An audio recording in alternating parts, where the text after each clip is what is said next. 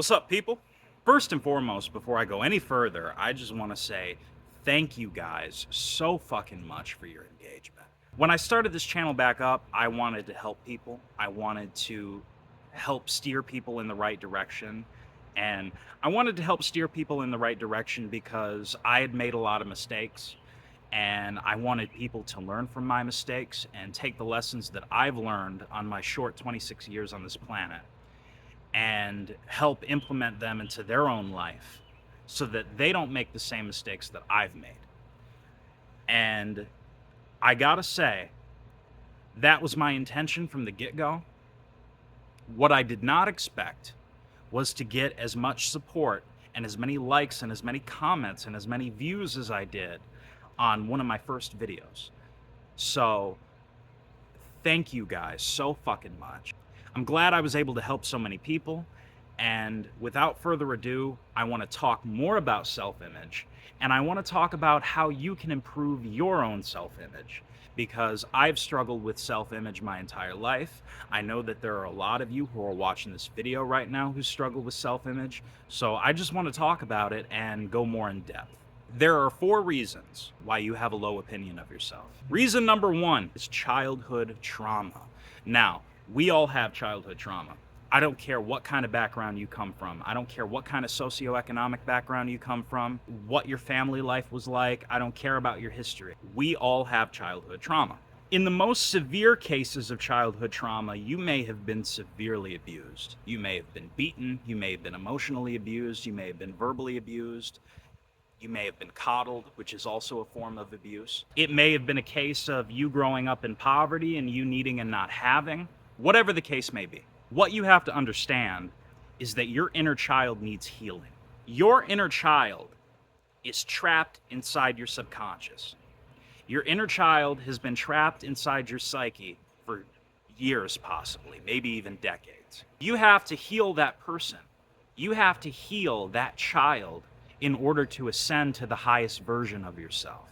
What you have to get through your head is that your inner child does not understand why they were wounded. From a child's perspective, whether something is their fault or isn't their fault, they can't tell the difference. Your inner child believes that the unfair treatment that they had to go through as a kid was their fault. That's why you have these feelings of worthlessness, these periods where you want to isolate yourself, these times where you feel like you aren't good enough, that you'll never be lovable, that you'll never be worthy. Your inner child doesn't understand the fact that they were just in the wrong place at the wrong time because life is unfair. So what I like to do is I will close my eyes and I will visualize me looking at my younger self and explaining to them that what they went through was not their fault. Nor should they bear any guilt, nor should they bear any shame, because it's not their fault.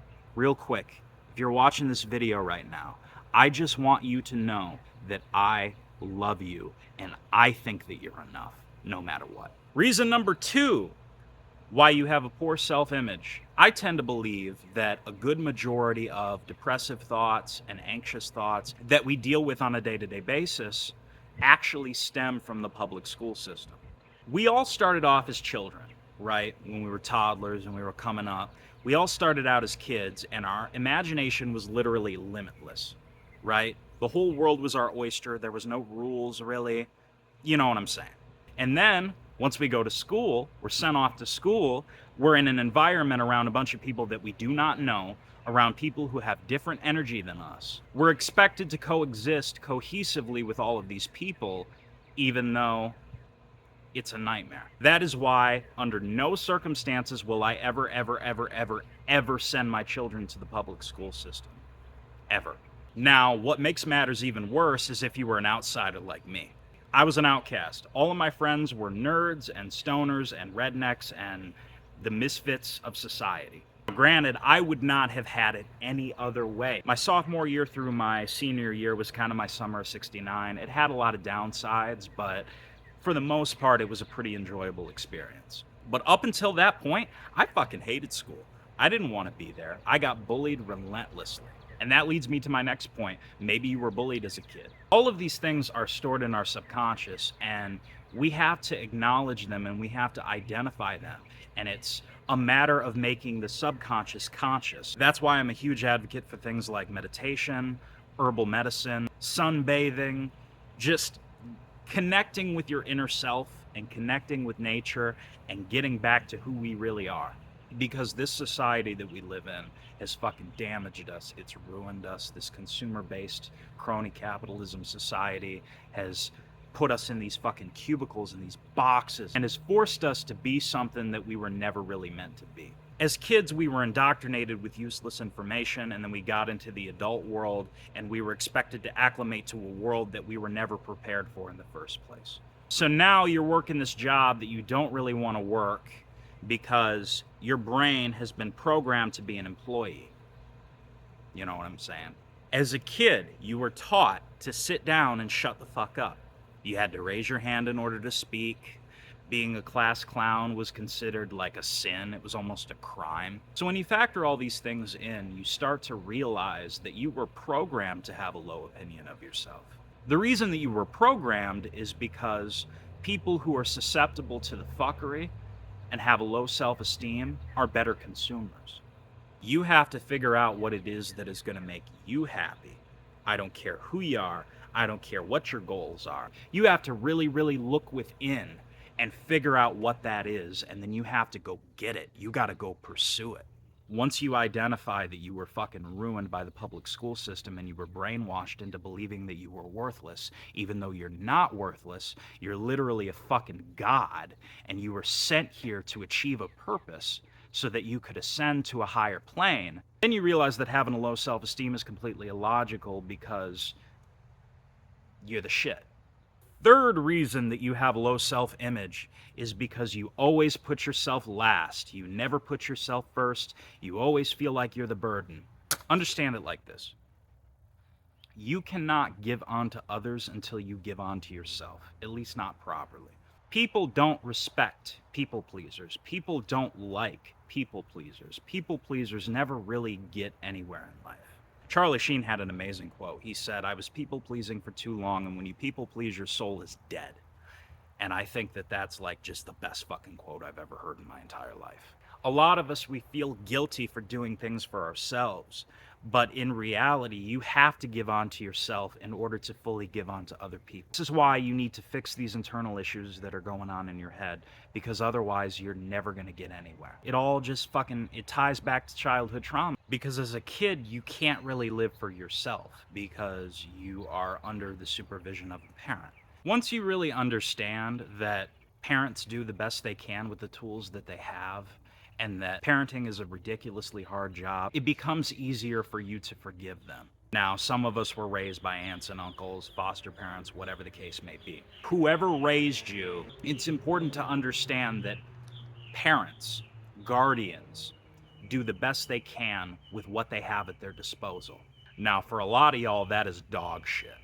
But if you have abusive parents, then you have to understand that they were programmed to be that way by their parent. This is why they call it the cycle of abuse. So every time you try to live for yourself, there's that child inside of you that feels that they're going to be reprimanded for wanting to do what it is that they set out to do. The fourth reason that you have a negative self-image is because you live in the past. Your past mistakes have become your identity.